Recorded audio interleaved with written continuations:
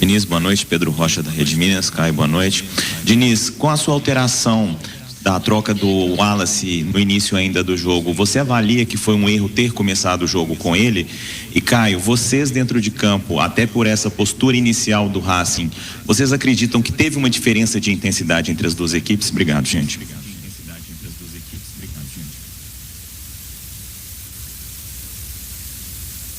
Primeiramente, boa noite. O time, para iniciar o jogo, tudo que aconteceu, que tinha acontecido previamente, era o time que iniciou, na minha opinião. O jogo lá contra o Lanús foi um jogo de semifinal, jogando fora de casa. O Wallace está muito bem no jogo, nos treinamentos ele estava muito bem.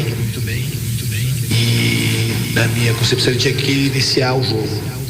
O time, como um todo, não começou bem a partida. A gente começou sentindo um pouco, talvez, o próprio peso da decisão, tentando se encontrar no jogo, e tomamos 2 gols no início da partida. E obviamente, pouco antes da troca já tinha melhorado um pouco, e com a troca do Castigo o time ia ganhar mais mobilidade, que era isso que a gente queria. Então, assim, com o Wallace no campo, a gente sabia que poderia ter um pouquinho, o time ficar um pouco mais coeso, um pouco mais fechado, mas a gente acabou tomando 2 gols e de erros assim coletivos. E com a troca a gente ganhou mobilidade, a gente conseguiu já no primeiro tempo criar chances de gol. No segundo tempo a gente teve uma melhora acentuada, fizemos um gol e poderíamos ter empatado a partida. Então, sobre sua pergunta, o Racing tem um estilo de jogo que a segunda bola deles é muito forte. Então, praticamente o primeiro tempo todo eles estavam fazendo essa jogada e a gente não estava conseguindo encaixar ali na marcação. Mas assim que a gente começa a entender a partida, os atalhos do campo começam a se encurtar e a gente começa a ter um pouco mais de vantagem. Infelizmente a gente tomou 2 gols muito rápido ali, que acabou dificultando o nosso jogo. E assim que a gente volta para o segundo tempo, a gente consegue ficar mais com a posse de bola, consegue mais atacar o espaço e consegue controlar um pouco. Obrigado. Diniz e Caio, boa noite. Diniz, sobre esses erros, né, que aconteceram, erros ali do lado da defesa, ao lado direito, não se, parece que se entendeu na partida, a defesa também muito aquém do que a gente sabe que esses atletas podem render. Queria sua análise em relação a esse ponto, que desanda todo um planejamento no primeiro tempo, quando toma 2-0, mesmo o Cruzeiro buscando e tendo força para o segundo. E Caio, você é um cara que está se encaixando nesse ataque do Cruzeiro. Eu já te perguntei isso, mas mais uma vez fazendo um gol, tendo uma posição, lutando apesar de jovem, né? Faz esse movimento de ir para a Europa muito novo, volta para o Cruzeiro, está adaptado ao Cruzeiro. Queria que você falasse dessa reta final também, que vai ser muito importante com você fazendo gols, cara, dentro do Brasileiro, para garantir essa vaga na Libertadores. Então, estou vivendo um momento muito bom dentro do clube. Assim que eu chego, tenho um pouco de dificuldade ali, porque eu estava de férias e acabou dificultando um pouco meu ritmo de jogo, mas assim que eu pego o ritmo de jogo, entrosamento com a equipe, as coisas começam a fluir com mais facilidade. E como você falou, a gente tem uma reta final muito importante aí do Brasileiro, e a gente sabe que tá um pouco distante, mas dá para chegar. Nosso time tem muita qualidade e tenho certeza que a gente vai trabalhar para conseguir essa vaga na Libertadores. Eu não consigo analisar o jogo de uma maneira parcial. A gente teve uma falha, teve 2 falhas muito parecidas no gol que foi anulado e no segundo gol do Racing. A gente tinha uma bola sem pressão, a gente desmontou a defesa andando para frente, assim, era uma coisa que a gente tinha treinado. Eles tinham muito pouco jogo de construção interna e muita bola longa. Então, assim, que a gente fica um pouco mais assim, viu, um certo negativismo que aconteceu, que foi uma coisa muito treinada. A gente não foi pego de surpresa pelo Racing, em nada. O jogo se desenvolveu da maneira que ele tinha que se desenvolver. E a gente errou de uma maneira coletiva, onde não podia ter errado, que nos custou o título.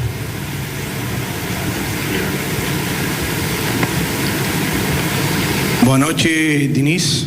Boa noite. Martín Leiva para la Bola Sport New York.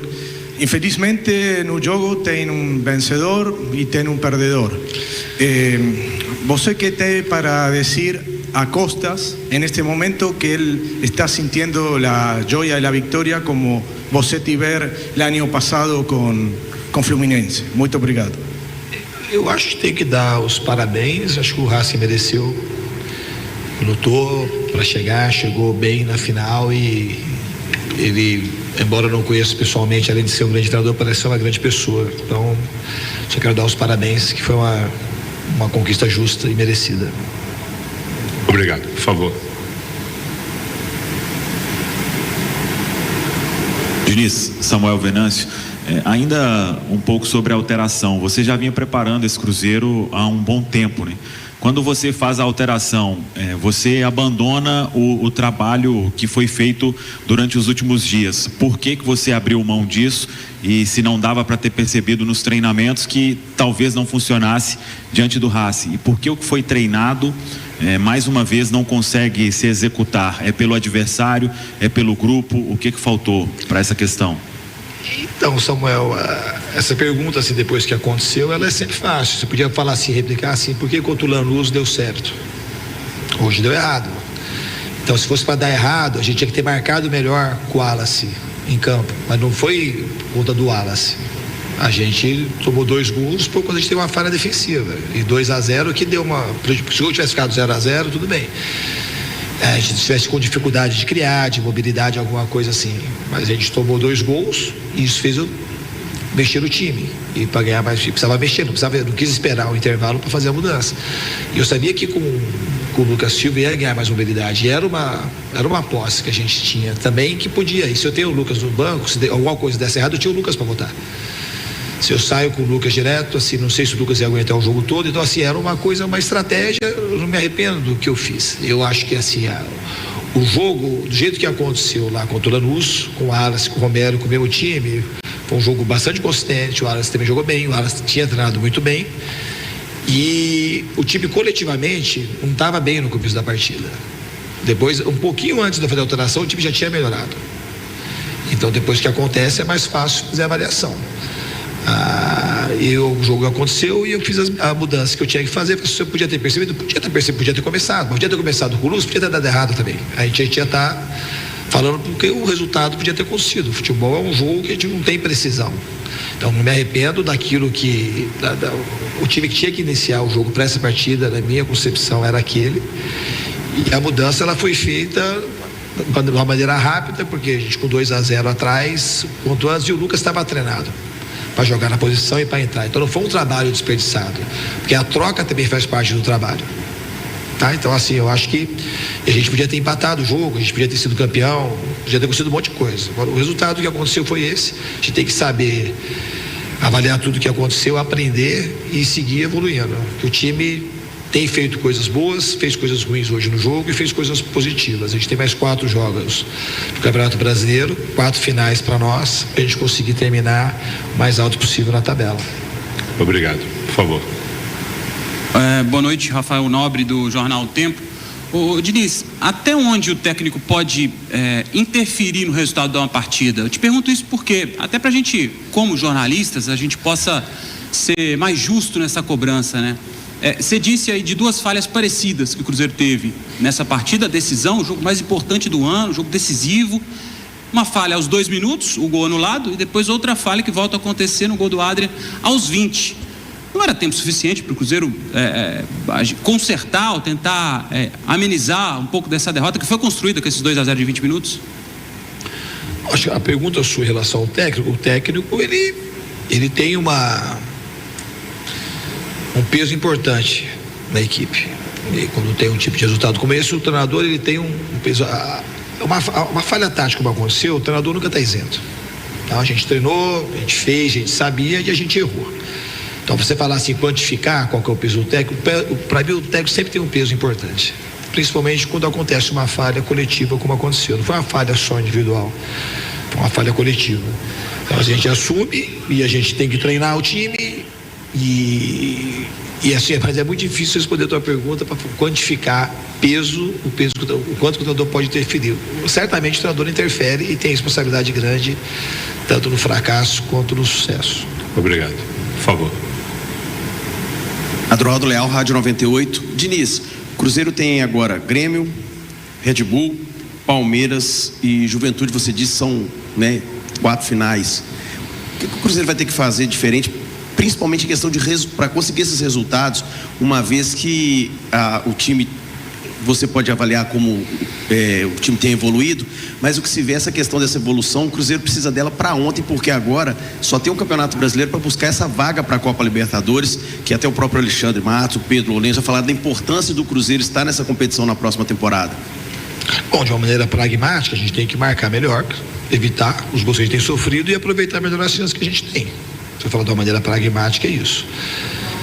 Eu acho que a gente tem margem para evoluir, para marcar melhor e para aproveitar melhor as nossas chances quando a gente as tem. Obrigado. Diniz, boa noite. Stefano Marquezini, aqui atrás. Diniz, o Cruzeiro ao longo dos anos teve 2 pontos fortes que foram seus laterais, tanto o Marlon quanto o William. Eles são jogadores que já mostraram muito. O William chegou até a seleção brasileira, só que de uns tempos para cá o rendimento deles tem caído e, como você mesmo disse, para esse jogo o Racing ia atacar muito explorando as costas dos laterais, as costas da defesa na bola longa, e de novo Marlon e o William não fizeram boas partidas. O que faz para recuperar esses jogadores, para eles voltarem a entregar o alto nível que eles já mostraram com a camisa do Cruzeiro e há algum tempo não vem acontecendo? Eu acho que são 2 grandes jogadores. Quando o momento é bom, eles tiveram esse momento, quando o momento está bom, sempre tem um outro jogador que acaba se destacando mais num bom momento que o Cruzeiro viveu aí no início do Campeonato Brasileiro. E nesse momento, eu acho que eles podem ter oscilado como o time tem oscilado, mas eles fizeram. O William, por exemplo, contra o Criciúma, fez uma grande partida, na minha opinião. E o Marlon tem feito bons jogos também. Eu não consigo falar assim, os laterais. Eu acho que o Cruzeiro tem 2 grandes laterais e a gente conta, eu confio muito nos 2 desde quando eu cheguei aqui, e eles têm ajudado a equipe, tá? Não é uma coisa individual, não dá para tratar de uma maneira individual. Os erros que aconteceram hoje têm falha coletiva. O time errou na abordagem da pressão na bola, errou na subida da linha, errou no recuo da linha, errou na recomposição, e por isso que nós tomamos os gols. As 2 últimas perguntas, por favor. Vai. Boa noite, Diniz. Mike Costa do Trivela.